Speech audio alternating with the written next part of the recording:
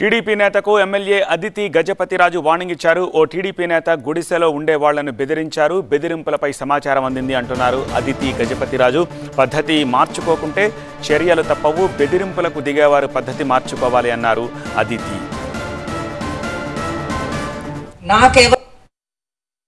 మన క్యాడర్ నుంచి ఒకరు ఆల్రెడీ వెళ్ళి గుడిసెల్లో ఉన్న వాళ్ళని థ్రెటన్ చేయటం జరిగింది. నాకెవరో తెలుసు, ఆ వ్యక్తి ఎవరు చేసిందో ఈ పని వాళ్ళకు కూడా తెలుసు.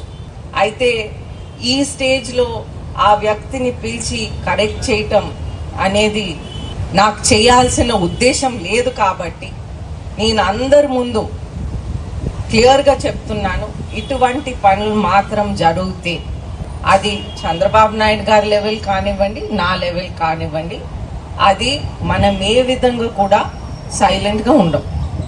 ఆ వ్యక్తి వారు చేసిన తప్పుని కరెక్ట్ చేస్తే బాగుంటుంది.